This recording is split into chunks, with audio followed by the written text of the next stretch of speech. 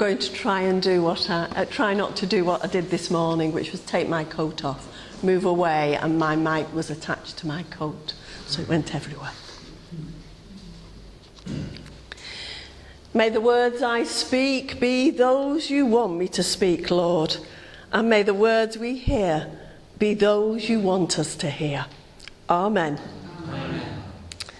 Now, I've looked around the room and I know that some of you are old enough here to remember Blondin, the acrobat. Not in his time, I must say, but there's been much conversation about him in the years that have followed.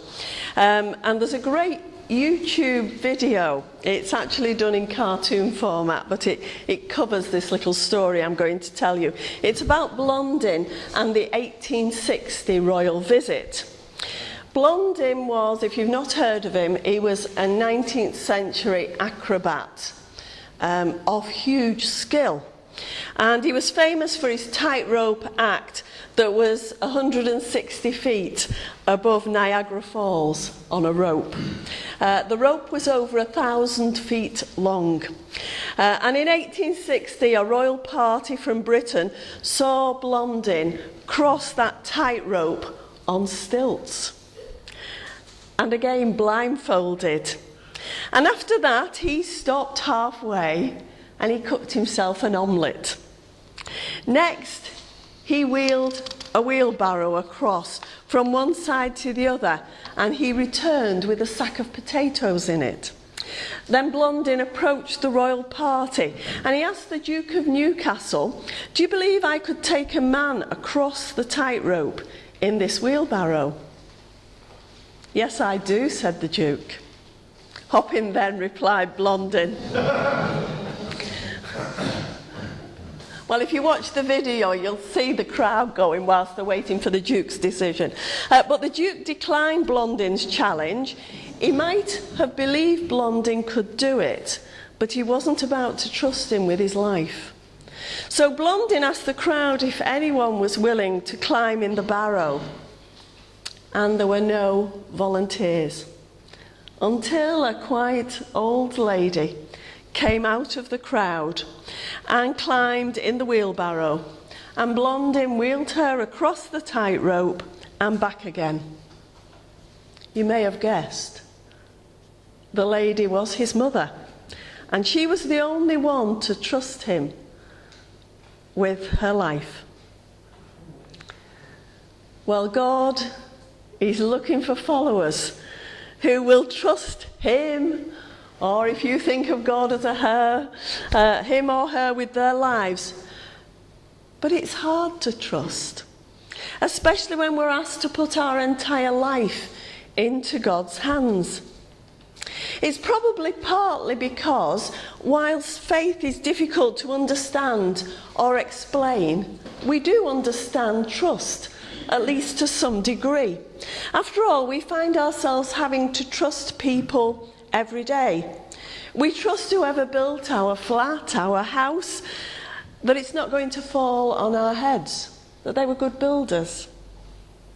We trust the bus driver, the person who drives the train, the pilot in an aircraft, that they will be sufficiently skilled to get us to our destination safely.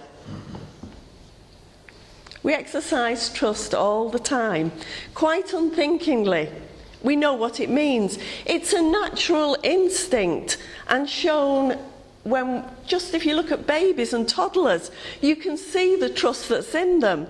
You know, we've got a couple of small children in the church that I minister to, and one of them particularly will come up to the parent and hold their hands up because they want the parent to grab them, throw them up in the air. They don't think anything of it. They giggle their heads off because they feel safe. They know they're going to be caught.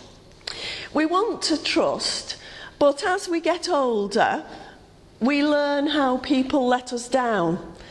And so with that, we learn to take control of our lives, sometimes to the nth degree.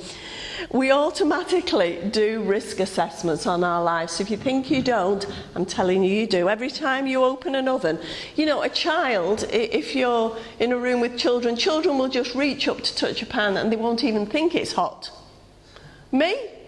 I can tell you, that pan might have been cold for hours, but I'm probably going to get an oven glove before I touch it. So, you know, we do these risk assessments and we decide how best to stay safe. And that's often to stay in control. And that's what's happened here with Peter. We've just heard Matthew's story of Peter walking on water.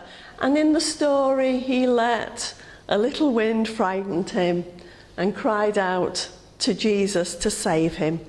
It was a parent-child moment.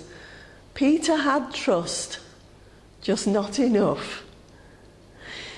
And he wasn't soft, Peter. You know, think about what he did. He was a rough, probably quite reckless fisherman from Galilee.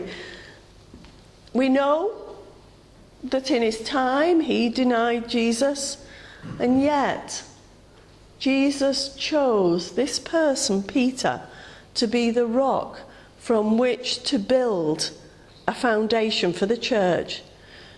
Jesus had more than enough faith and trust in him.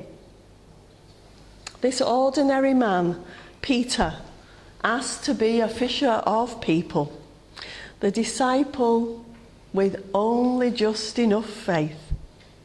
This normal, journeying Christian, this imperfect being. Do you know, I love Peter, really. I can relate to Peter and all his doubts, I'm telling you. This imperfect being helped change the history of the world forever. So we have the story, as I said. Jesus initially walking on water, and Peter called to do something impossible. And Jesus is saying, trust me, and I will sustain you. Step out of the comfort of that boat and come towards me. And in many ways, we're asked to take steps that are just as difficult, just as frightening. And like many of us rational human beings, we tend to judge our abilities based on what we know.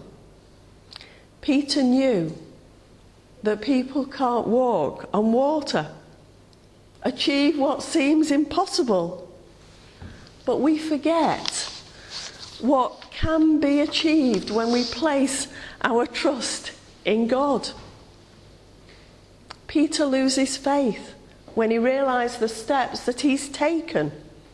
And how many of us can say that we'd have handled the situation differently? I can't. He was simply being human. Trusting in God is difficult. He didn't complete the journey on that occasion, but I must say it was part of the road, I believe, of him starting to trust. So much so that in the end, he did put his life in Jesus' hands. He achieved the impossible. Think of how Peter spread the gospel. He became one of the great spiritual leaders. And in the end, of course, according to Christian tradition, Peter was crucified in Rome under Emperor Nero Augustus Caesar. It's traditionally held that he was crucified upside down because he didn't believe himself worthy to be crucified the right way up, the way Jesus was. We, like Peter, are followers of Christ. We're called to journey towards Jesus. We're called to trust, to step out of the boat, even when that seems impossible. I always thought it was impossible for me ever to become a minister. Jesus showed me. Open Table needs you. You've heard Warren and Kieran speak of how the word of Open Table is spreading, of how that word of acceptance is growing. It's amazing how far it has spread. So Open Table needs you. Jesus needs you. You are God's hands, feet, ears and eyes. And don't forget that you're God's voice in today's world. And when you don't know what to say, pray, because Jesus will give you the words. We're reminded that with Jesus, nothing is impossible if we can only trust in the Lord. And that is our biggest challenge, to simply trust. Imperfect as we are, God has a plan for us.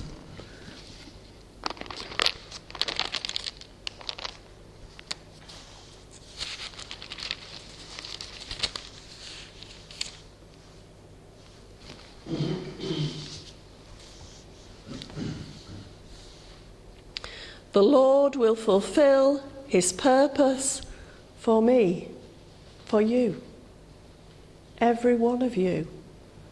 That verse is there for you.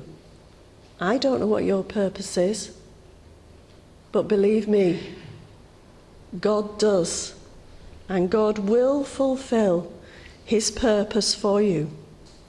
Your steadfast love, O Lord, endures forever.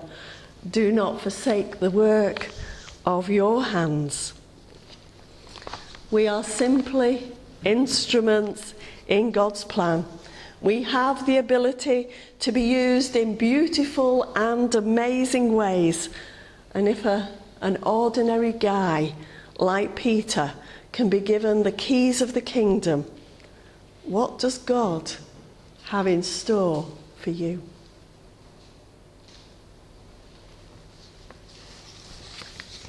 Amen.